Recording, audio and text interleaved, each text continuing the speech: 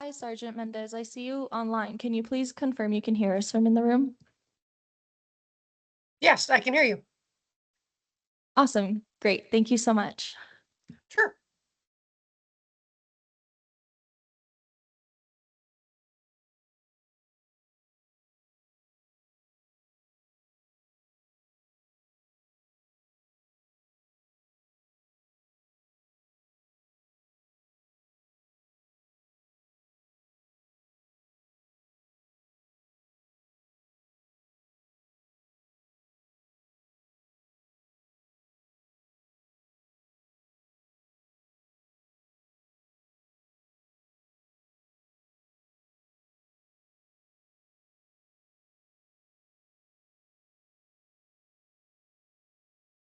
It was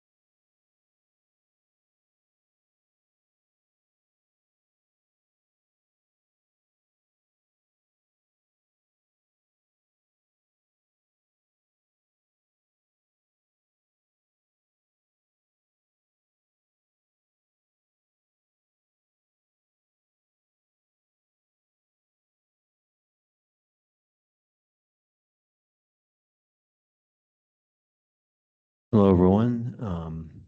Welcome to the regular meeting of the Board of Trustees. Welcome to the January 20th, 26 regular meeting. Thanks for your patience while we were in executive session. Macy, would you take the roll, please? Of course, it's 7:10 PM. Mayor Billy, Here. Mayor Pro Tem Sterling, Here. Trustee Corvalon, Here. Trustee Larson, Here. Trustee Maris. Here. Trustee Miller Here. and Trustee Jocelyn. Here. Thank you. Thanks, everyone. With that, we'll go into our our consent agenda for the evening. It's there are 5 items in consent agenda. If you have any questions, please ask John.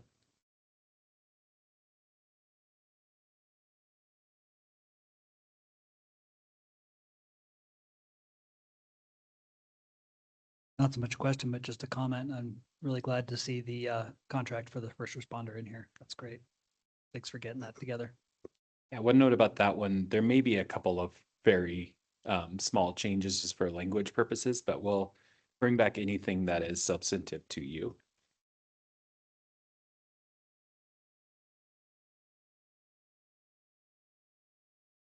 Move to approve the consent agenda. Second. Thank you, Macy. Mayor Pro Tem Sterling, Yes. Trustee Larson, Yes. Trustee Maris, Yes. Mayor Billy, Yes. Trustee Jocelyn, Yes. Trustee Corvalon, Yes. and Trustee Miller. Yes. Thank you. Thanks, everyone. With that, we'll go on to staff reports. John? Mayor and trustees, you have my staff report as well as the staff reports of several of the department heads. If you have any questions about them, I'm happy to answer. One note that I do want to make from my staff report is that we were able to issue demolition permits to Tebow Properties on January 15th. We're working through a couple of small details and they're working to expedite their project, but I think we should see activity starting there within the next few weeks. I believe at one point the property owner or the business owners were going to be able to go in and try to collect what they could. Is that still in the Yes, sometime that's soon? going to be happening over the next several days. There's a demolition team that needs to be on site because it's not actually safe still to go into the building, but they're going to be coordinating with Tebow to do that work over the next, I would probably say over the next 10 or 12 days.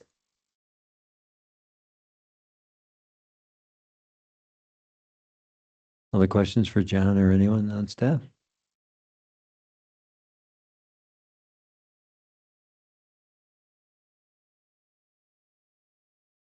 If not, we can move on to trustee reports. I really have not much to add. Been busy with things working through some of the items that we're talking about tonight, and then wrote a mayor's corner for the paper, and talking to a lot of folks in town about lots of things when they ask. So.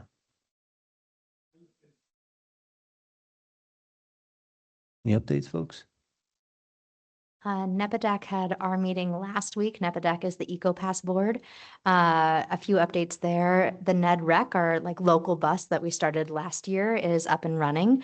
They're trying to run it about every 30 minutes or so right now. They kind of started running it quietly this season to try to fine tune the schedule and figure things out, but they plan on sharing the schedule more widely going forward. And then in terms of NEPADAC's budget, we do have some funding there, and we're still in discussions about how to spend that money. We're looking mainly into bus stop improvements right now, but the plan could change in the future.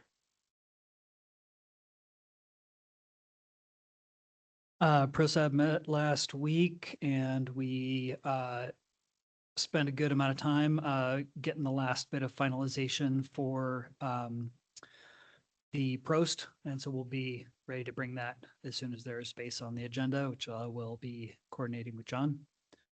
And that's about all we have going on other than rink stuff, which we'll have an update shortly on the main agenda.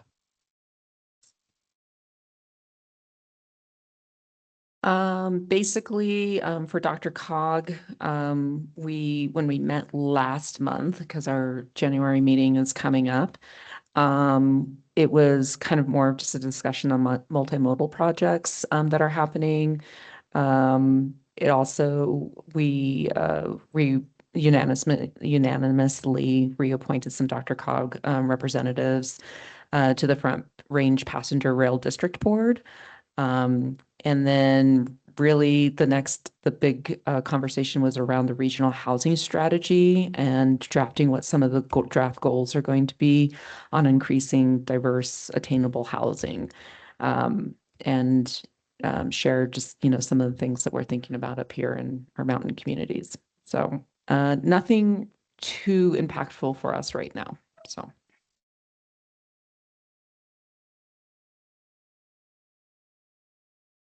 I finally I feel like I'm almost caught up Cool. with all the documents you guys handed off to me about a month ago.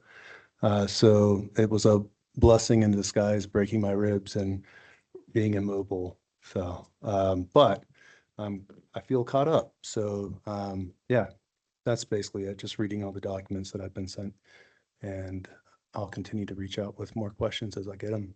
Thank you. Thanks, Andrew. Tanya, Chris?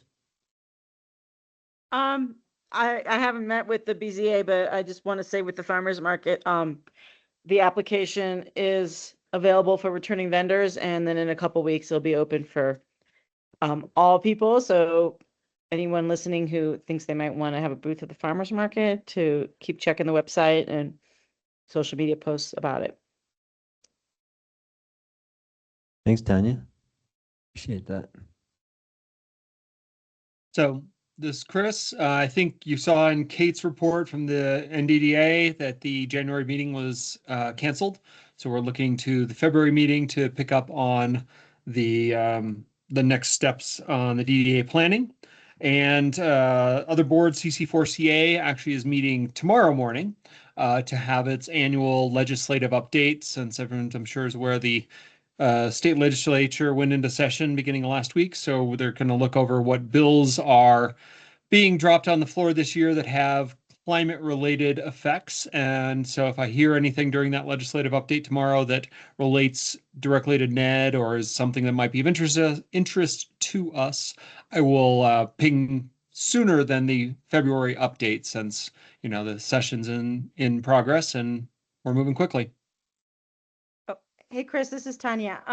Is the NDDA still looking for members then to help with the quorum problems? And I think we still have open seats, yes. so how would somebody go about getting the applications? Is that through Macy, or is that being publicized somewhere? Macy? Yeah, so it's not open as of this very moment, but we are working on opening up. Cass, who's here tonight, has a vacancy on the Sustainability Advisory Board as an alternate position. There's a couple on the DDA, and very recently there were 2 vacancies on Planning Commission. So we are working on, typically we establish a timeline for accepting applications, but at one of the recent meetings, John ran it by you all to change the process. And once we start accepting applications for advisory boards, we will continue to accept them until the positions are filled. Yeah, that makes a lot of sense. Good idea. All right. Great. Thank you so much for the Yeah, update. so that'll be coming up very shortly. You can find it on our website. Great. Thank you. Thanks, Macy. Thanks, Tanya. Any other questions or comments, trustees? If not, we'll go to our first informational item of the evening, the Ned Rink status update. Well, Mayor and trustees, we just wanted to give you a quick update about what's happening over at the rink. This fall, the Parks Department spent some time over there improving the facility and working on seals and all the things that are necessary to make ice happen. And we were pretty optimistic, if you remember, around Thanksgiving, kind of like between Halloween and Thanksgiving, we had several cold nights and we thought we'd actually get the ice open early. And then we had the warm spell that we had, which has made it difficult to actually have the ice, to prepare the ice properly. So it's kind of been a challenge for us this year. We are not 100% sure if we're going to be able to open the ice, but we continue to monitor the weather. And if we get a window, we will definitely be out there making ice. I think the crew's been out there a couple of times trying to get it to set up. One thing that's been going on that I wanted to talk about is for the last several years, we've been really thinking about what could we do to make the Ned rink more predictable in the wintertime. And there's been a couple of different ideas about that. One has been a roof or enclosure around the facility. Another's been a mechanical chilling system. Conceptually, all of those options could really improve reliability, but all of them have significant investments and all have trade-offs. I think one of the best parts about the rink is that it's an outdoor rink, and that you're in the woods and you can see the stars when it's nighttime and all those things. And so what we've been thinking is how can we make sure that we have ice for our community in a way that kind of meets all the goals that have been talked about for it. To do that, what we think we should do, and we've been talking about this with ProSab, most recently at their January 15th meeting, is to hire a consultant or a professional company that can come in and look at the rink and tell us what we could do. A lot of times the problem with the rink isn't necessarily it gets too warm. It's that the sun reflects off the boards in an awkward way. So it melts parts of the ice. And then once the ice starts melting, it's kind of a whack-a-mole situation. And so there's a couple of different options that we could look at. Some I mentioned, another would be just sunshades that stop the sun from glaring, or there's insulating wraps that you can put on the boards that could help as well. And so what we'd like to do is have one of these firms come out and tell us what they think the best way to promote ice on the rink is. The other thing that we'd like to think about more broadly is year-round use of the site. As you know, we do have racket sports there, but in recent years, as the boards have become less mobile, one of the things we've had to do is change the orientation of the court. We don't have a lot of use that necessitates us having two courts, but it would be nice to do in the future and something we want to keep working on, and then pickleball and all those things.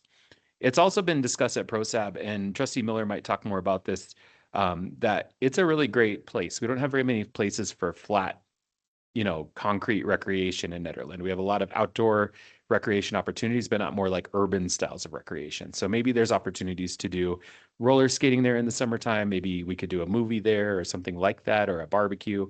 And so those are kind of some of the ideas that have come up, especially as we've talked about this with ProSab. One of the things we talked about on the 15th was hosting in the near future a coffee talk to kind of talk about what people want out of that facility and what it could look like in the future. And that's something that we'll be scheduling in the next month or so.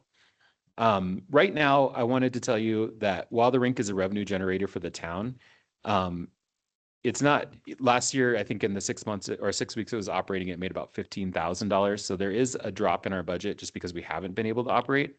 But I do think that it could be offset if we're able to offer more year-round opportunities for people. We may also have some sort of cost associated with engaging a professional consultant, but we're still working through that.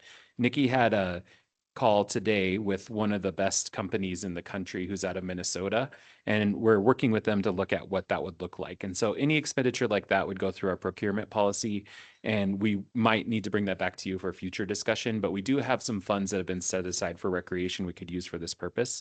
And I think what I wanted to do tonight is just tell you that this is something that we're starting to look at to understand the costs of, and that we will bring that back to you if and when it makes sense to do so. And then in terms of the ice, our goal is to still get that ice open. We're watching and waiting, and there's some hope for what happens, I think, even in the next few weeks. So even if we only get a few months or a few weeks out of it, I think we still want to get that ice open.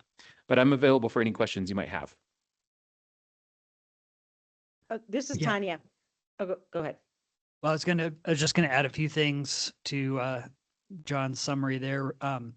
One of the big advantages of a chiller would be that it would give us opportunity to be predictably open, regardless of, not necessarily regardless of weather, but much more weather independent, which would allow us to schedule events, tournaments, bringing other team, the CU hockey team, there's some talk about the Avs, any other events coordinating to, have other hockey activity at the rink, when that needs to be scheduled ahead of time. So it just creates actually even more revenue opportunities if we could be open more predictably. And then the summer stuff, like John said, some roller skating, one of the big hits during the ice skating time is the disco night skate. And we talked about doing a roller skate version in the summertime, something that a lot of the kids in town are super excited about. So that would be something that would be really cool. And as far as, trying to get it open this year, I would love to see some action on that. I actually just walked by there today and there's not any ice on the rink, even though it's been pretty cold. So maybe we can see what the plan is on that. And Tanya, go ahead. Oh, you say there's no ice, that means there's just like water just sitting there melted, or what does that mean? No, it's just dry. There's a little bit of ice from some of this, recent snow that's Oh, melted, it just, but yeah, there hasn't been a recent attempt to make right. ice. Yeah, there's no applied water, Effort. Okay, just naturally Um, occurring. well, gotcha. Yeah, well, I guess we should look at the forecast. Looks like it's gonna be in the 40s all week, unfortunately, but. So, I wanted to say yay to the roller skating, and I want to go yay for the consultant, 100%. I mean, obviously Longmont's got an outdoor ice rink and they're a lot hotter than us. So there's got to be a way to do it. So we just need some experts. And as soon as we get any kind of amount of money needed, like say for the chiller, I mean, I've had people approach me saying, hey, I want to donate for a chiller. I want to have this ice. And, because we don't really have that consultant and know what to buy and know how to install it, I haven't been able to tell them what, where to donate. So it would be great to get some concrete amounts of money and set up, like, hey, this is our goal, who wants to donate, until we can get the grant or budget revenue. Because I do know there's people out there who want to donate and they want to donate significant amount of money. So let's get this going. I think if you like that reliable ice, there's so many people who pay so much money for hockey time and whatnot. Like, I mean, yeah, I think it'd be a great investment. Money well spent.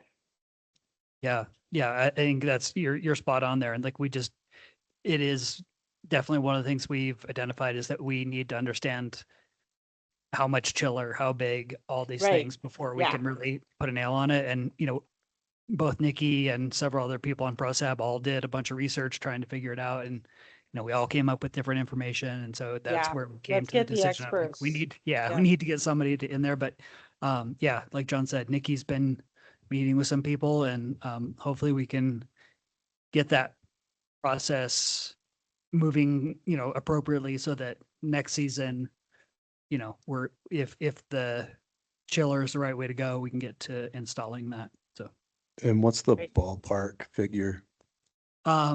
anywhere from $250,000 to closer to 2 million. Oh. Yep. That's It's quite the range. That's why the Everything's expert is expensive. Yeah. the right path. Yeah.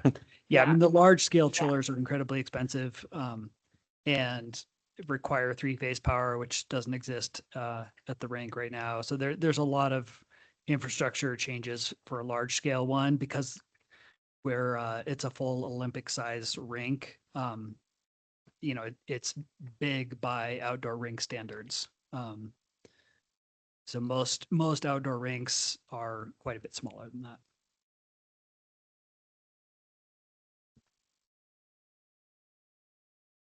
Thanks. More Thanks, Luke. more questions? Thanks, Tanya. More questions for Luke or John?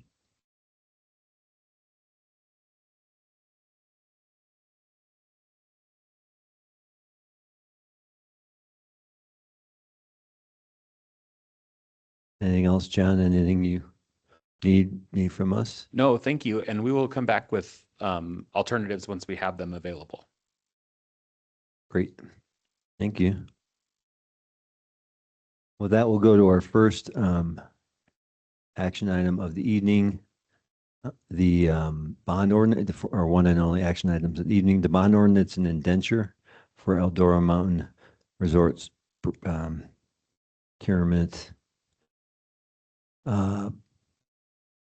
And this is related to ordinance 885, which authorizes the issuance and sale of Mountain Recreation Enterprise Revenue Bonds Series 2026 the Series 2026 bonds will finance the acquisition, improvement, and equipping of Eldora Mountain Resort and related project costs. Macy, could you read the title of the ordinance into the record? An ordinance, excuse me, an ordinance of the Board of Trustees of the Town of Nederland, Colorado, acting by and through its mountain recreation enterprise, authorizing the issuance and sale of mountain recreation enterprise revenue bonds, Series 2026, payable solely out of the available revenues to be derived from the operation of the town's mountain recreation enterprise, authorizing an indenture and agreements in connection therewith, providing other matters relating thereto. Thanks, Macy. So I'll turn it over to John here, Jonathan, for a presentation. I just want to also make a note, though, that our bond counsel that we fired, our town bond counsel for this acquisition, Casey Vio of Klein, Alvarado, and Vio is attending online. So Casey will probably have some questions for you as we proceed. Thanks for being here. John? Well, Mayor and Trustees, last year in January of 2025, you passed ordinance number 873. This establishes a mountain recreation enterprise as an enterprise under Article 10, Section 20 of the Colorado Constitution. On January 6, 2026, you adopted Ordinance 882, authorizing the execution of an asset purchase agreement for the acquisition of Eldora Mountain Resort. To fund this acquisition and its related capital improvement and finance costs, we are proposing to issue Series 2026 bonds. These bonds would be secured solely by available revenues generated by the mountain recreation enterprise and would not be backed by any property taxes, sales taxes, or the town's general fund. This structure is designed to support long-term local ownership and stewardship of the mountain resort while maintaining our enterprise's financial independence and protecting the town's overall fiscal position. This ordinance authorizes and establishes a legal framework for issuing its bonds. Some of the really key things to know about them are that they authorize the issuance of special revenue bonds to finance the acquisition of the mountain resort and existing resort sites or assets. It authorizes, they also would cover the improvements, capital maintenance, and construction of additional facilities on the mountain. They would fund reserve funds, capitalized interest, and then the issuance costs of the debt. Approving the execution of all the financing documents, which include the indenture, the deposit account control agreement, the bond purchase agreement, or placement agent agreement, which may or may not be applicable, the continuing disclosure agreement, tax compliance certificate, and related certificates. It also authorizes the pledging of available mountain recreation enterprise revenues for repayment of these bonds. It delegates the authority to approve the forms of finance documents to the mayor and town attorney. It delegates limited authority to the mayor or pro tem to finalize pricing, interest rates, maturity schedules, and related terms within the bond-approved parameters. And it establishes compliance with all applicable state statutes, the Colorado Constitution, and federal tax requirements. Some of the things to know about the financing structure, most critically, is that available revenues is what available revenues are, and that they're generated by the mountain recreation enterprise. These revenues include income derived from the operation of the resort and related enterprise activities. These bonds are not general obligations of the town. No ad valorem taxes, sales taxes, or other general revenues of the town are pledged for any repayment. These bond proceeds specifically can fund the acquisition cost of the resort, capital improvements and equipment, reserve funds, including debt service reserves and operating reserves, and capitalized interest and issuance costs. One of the things that is before you tonight is the indenture of trust. This is a legal agreement that governs how revenues generated by Eldora Mountain Resort will be managed after the acquisition and how these revenues will be used to operate the mountain and repay the bonds. It establishes rules for financial accountability, long-term reinvestment, and protection of the Eldora Mountain Resort as a community asset. In the indenture, resort revenues are deposited into a set of accounts that support day-to-day operations, ongoing maintenance, capital improvements, and required reserves. This ensures that operating needs are funded first, essential reinvestment is planned for and funded over time, and bond payments are made in a predictable and disciplined manner. The indenture also requires the establishment of reserve and stabilization funds that help smooth year-to-year revenue variability, provide financial protection during weaker seasons, and to support long-term sustainability of the mountain. These reserves reduce financial risk and help avoid reliance on the town's general fund or taxes. To promote transparency and responsible management, the indenture also includes financial and operating standards, regular budgeting requirements, independent audit process, and ongoing financial reporting. Some financial information is publicly reported so that the board, investors, and the community can monitor performance and compliance over time. Overall, the indenture of trust provides a general operating framework that protects the public interest, supports reliable operations and reinvestment, and ensures that revenues generated by Eldora Mountain Resort are used in a disciplined and accountable way consistent with the community goals approved by the Board of Trustees.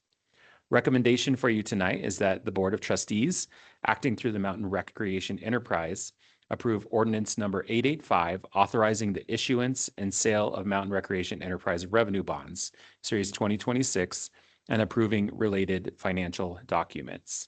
There is a proposed motion in my staff or in our staff report, but before you go there, I just wanted to pass it to KC just to kind of talk a little bit about what revenue bonds are, and then we can answer any questions that you have.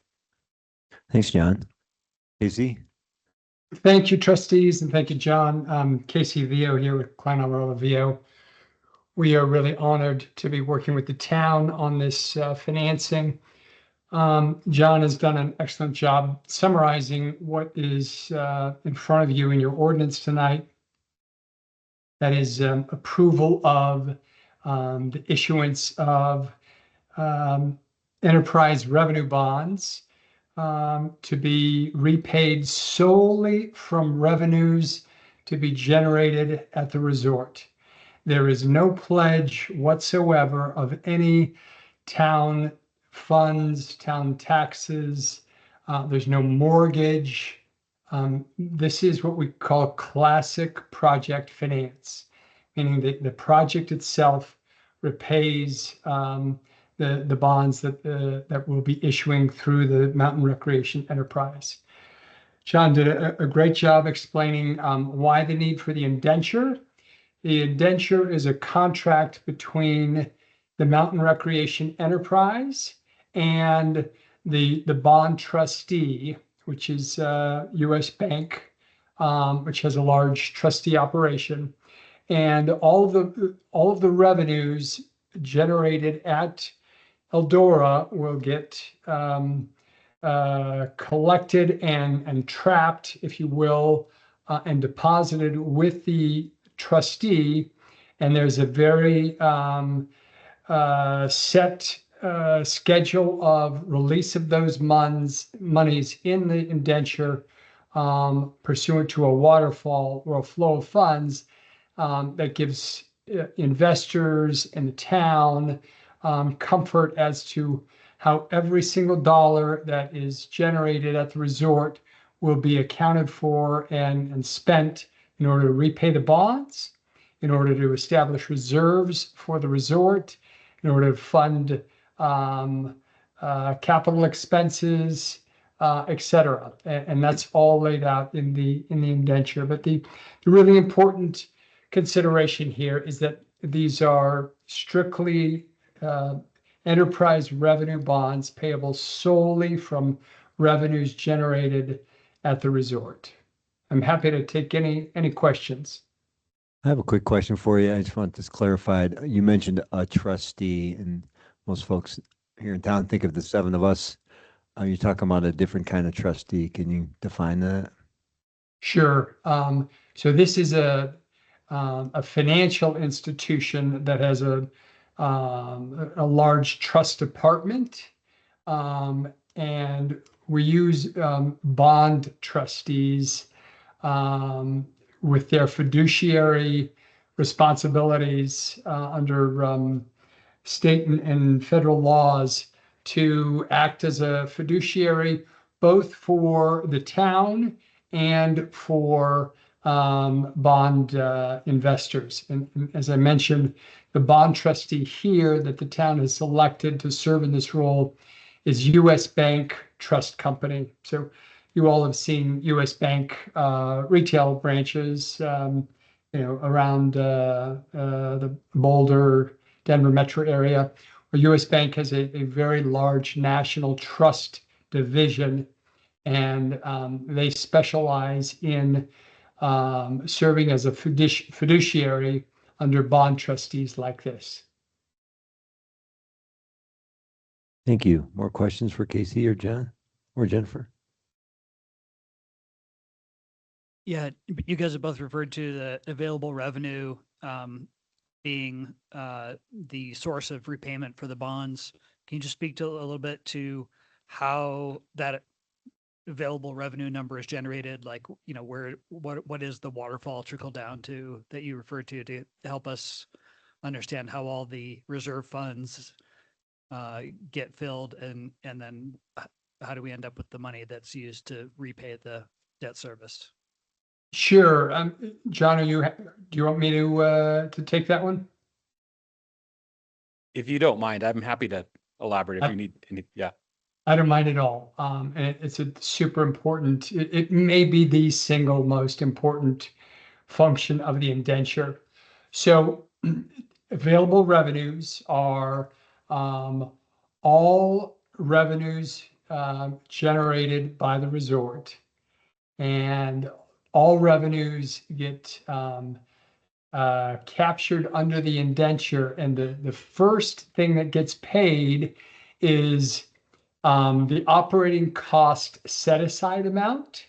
And that's a budgeted number based on what your external experts will budget as annual operating costs for the resort. So available revenues and first payment off of the available revenues will be a monthly operating cost set aside amount that's budgeted. And then we get into the waterfall that flows through the indenture. If any of you are following along, God forbid, in this 100-page document, it would be section 507, the available revenue fund. The first payment would be to reimburse the town for taxes, insurance, and administrative costs, which would be any sort of unusual taxes, insurance, or admin costs that aren't already captured in operating costs.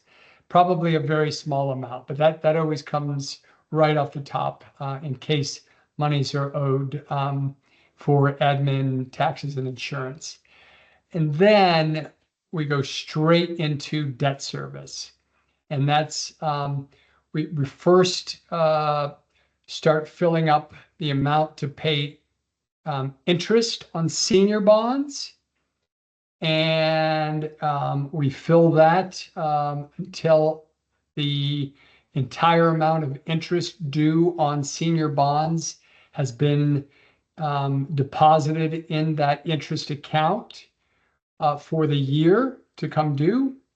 And then after that, senior principal. So if there's a principal payment due on senior bonds in the same year, that gets paid after interest is filled. Then we move on to capital maintenance. And there's a capital maintenance requirement that's going to be set by the consultants based on, budgeted capital improvement plan. That comes, deposit gets made there on a monthly basis after you've filled up everything you need to pay senior interest and principal. After capital maintenance, you have an O&M stabilization fund. Similar concept, just to make sure that we're running at prudent reserves so that we have stabilization monies for operation and maintenance. After that, there's a senior debt service reserve fund. John mentioned that the proceeds of these bonds in addition to paying the acquisition price of the resort and cost of issuance, capital expenditures, et cetera, there will also be a debt service reserve fund that is funded at the time of issuance from these bond proceeds.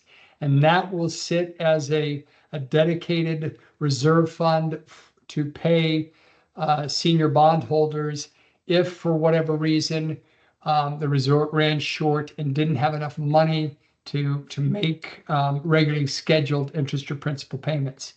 So if we had to tap that reserve fund that sits with US Bank as our bond trustee, then the next stop on the waterfall would be to replenish any draws on that senior debt service reserve fund. Then we drop down at the 7th level for subordinate bond payments.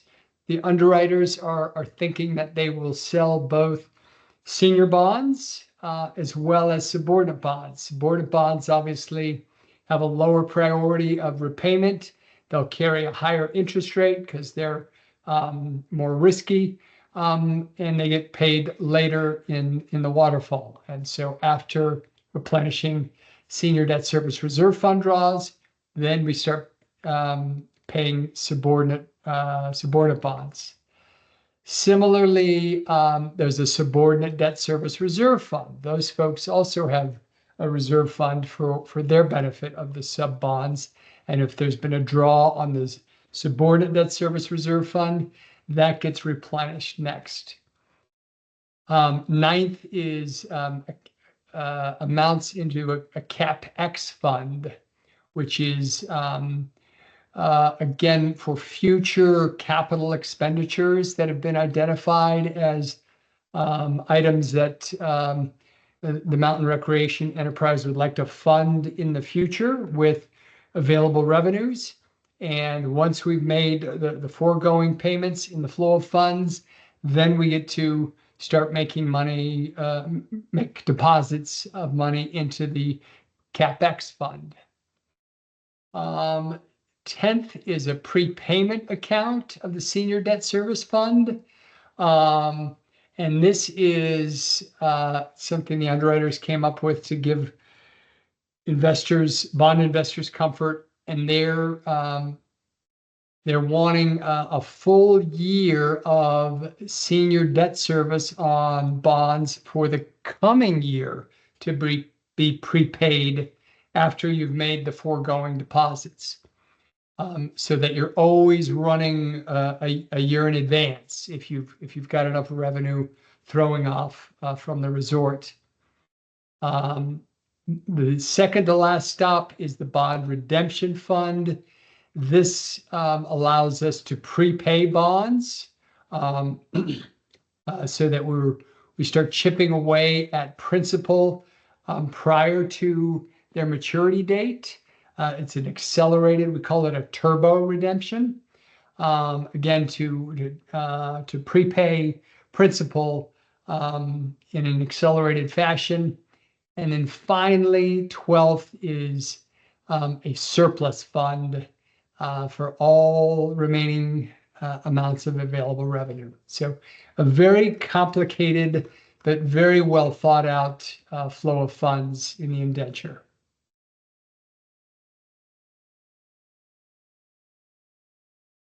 Thanks, Casey.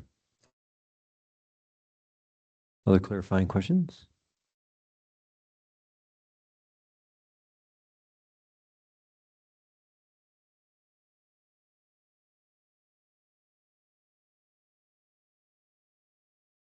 I think you both have talked a little bit about reserves. We know that there might be good years, bad years at the resort. What reserve funds are required and how do they help protect the resort during bad years or unexpected costs?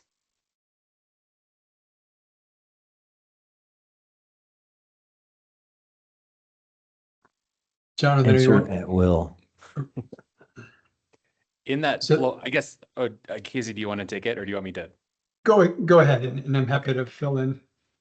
I was just going to say, as Casey was walking through that flow of funds, you heard about some of the reserve funds that we do have. There is also funds that we have set aside specifically for capital improvement, the CapEx kind of fund for projects that need to happen over time at the mountain.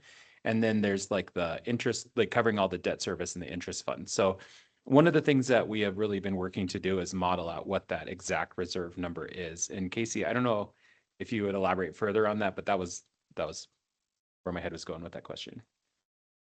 No, that's perfect, John. Yeah, and it's a great question. And to a certain extent, the underwriters have not finalized the exact dollar amount of what those reserves will be, but there is absolutely a requirement that we have reserves for a lot of different buckets here. We have an operations and maintenance stabilization fund. So a separate reserve that has to be funded for stabilization of operations and maintenance, so that we know we've always got enough to run the resort. There's a separate reserve for capital expenditures, so we've got enough for future capital needs as things break down. As lifts need to be replaced, as parking lots need to be paved, as you want to add facilities, etc. There's a requirement to fund those. There's obviously the bond reserves themselves. There's a senior debt service reserve that's requirement, which will be funded at the time of closing on the issuance of bonds, and a subordinate debt service reserve. So all sorts of different buckets of reserves depending on what we need them for. But I think it's been a really thoughtful approach to make sure that we have a lot of different resources available to pay for the unexpected. Just a quick clarifying question on kind of both of these last two questions. So the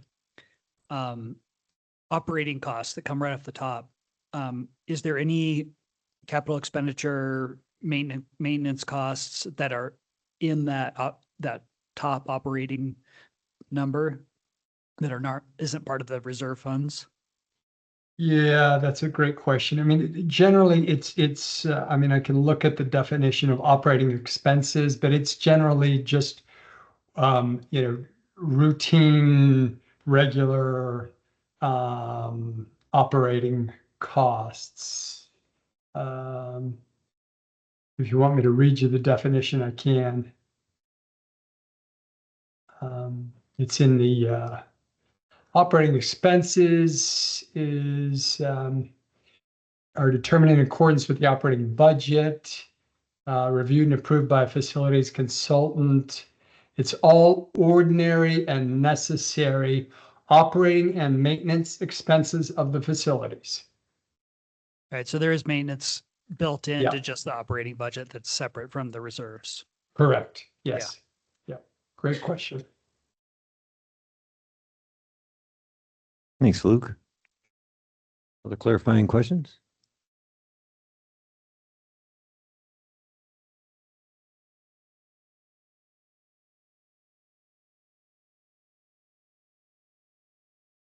Hi, Casey. This is Mayor Pro Tem Sterling. One of the questions that we get quite frequently that I'm hoping you can speak to is, okay, so what happens if we're not able to make a debt payment? Maybe the reserves have gotten low. Like what happens? Because the fear is always that, oh no, it's going to cost taxpayers something. It's going to go into the general obligation, our general fund, even though we've explicitly stated that over and over again. But if you could just speak to what happens if it's a few bad snow years, what happens? Yeah, great question, Mayor Pro Tem. Well, let's keep in mind that nobody's getting a mortgage here, right? So nobody could foreclose on the resort. What would likely happen is we would run afoul of some of our financial covenants, meaning we're not maintaining debt service coverage requirements. which could trigger a technical default, or God forbid, we actually start missing payments where we have an actual payment default. And then the bondholders have to approach the bond trustee, U.S. Bank, as the trustee looking out for their interests, and start having conversations with the town about how do we turn this around. There would be requirements to bring in ski industry facilities consultants who are experts to assess the situation, figure out are there things that we could be doing that we haven't in order to improve efficiencies, or sometimes it's just conditions are what they are, and there's no magic bullet, so to speak. And so you enter into a negotiation with your bondholders to get a forbearance. We'll give you some extra time to make these payments because we know that you're doing your best. But you start dialoguing with the town and bondholders through the trustee and perhaps a consultant. But nobody gets to take this away from you because they don't have a security interest in the resort itself. Thanks, Casey. You bet.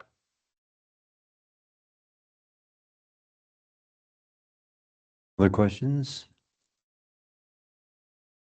Yeah, so after the purchase goes through and the bonds are sold, very hot mic. And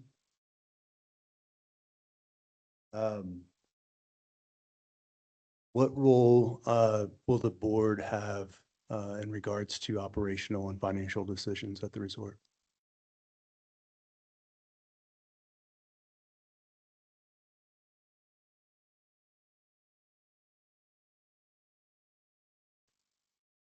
John, John, I'm going to give that one to you. I think that the key for us will be managing that debt service. And I think building, the discipline to make sure that we're following through with that. There are administrative funds, so we'll have some administrative oversight of how operations happen, just so we have the capacity to run everything that needs to happen. And I think in terms of having a strategic plan for the resort and those kinds of things, those are always things that we will always be talking about. But I think that's, I think the key is that we'll manage the indenture and we'll kind of manage overall strategic direction through the Board of Trustees. But I guess so who is responsible for key financial, like an operating decisions? Yeah. So that's probably not the board. I misunderstood your question. So we'll have a trustee, the town will hire a trustee that will manage the accounts and the waterfall of accounts, if you will. And they'll be responsible for making sure that money moves from place to place and help to ensure that all the money is where it needs to be to pay the debt service and all the different things that have to happen. And then we'll also have our financial staff here at town that will be involved in kind of managing budgets and all the kind of different fiscal requirements such as audits and things like that. John, this is Tanya. That trustee, that's somebody the town hires. It's not it's not a voted position. It's not a term limit position. It's an employee of the town. That's correct. Well, not an employee of the town, but it's paid Employee for of by the Eldora. town. And they manage that whole kind of fiscal responsibility for the flow of funds. It's not Casey an had employee of the mentioned- town. Casey had It's- mentioned earlier, it'd probably be U.S. Bank, right? Isn't that, Casey, did I hear that right? Oh. Okay. And then would we also hire consultants to help us from time to time, or? We may, it's kind of an operations question, but I think the trustee would manage the financial obligations of the town in terms of the debt and making sure the debt service is right. And then I think other operations of the mountain would be determined on an ongoing basis. Great. Thanks. Did that answer your question, Tanya? I think so, yeah. Okay. The questions? Clarifying questions before we go to public comment?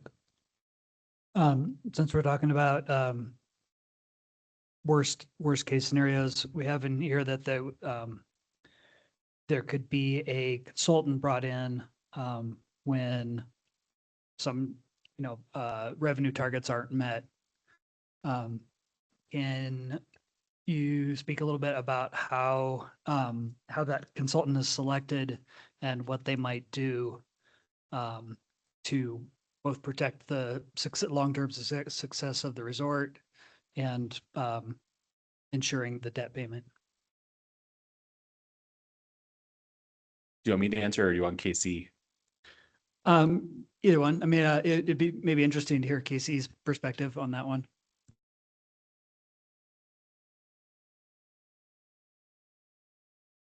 So we don't bring any consultants in unless we're in trouble, unless we've tripped up on our covenant. I mean, you'll have experts, helping with various operations as we've discussed, but no one's going to force a consultant on you unless we have failed to meet our debt service coverage requirement. And, at that point, the town has agreed that if we have tripped our debt service coverage ratio, then we will engage a consultant.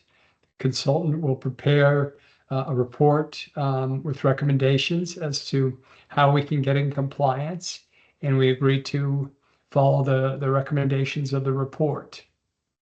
I don't know if that answers your question, Yeah. but And how is who selects the consultant? yeah, let me find that.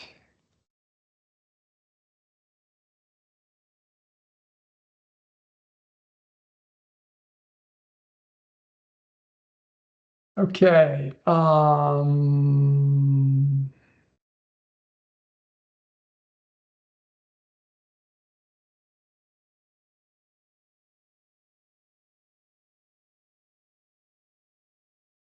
the town selects the consultant and gives notice to the bondholders through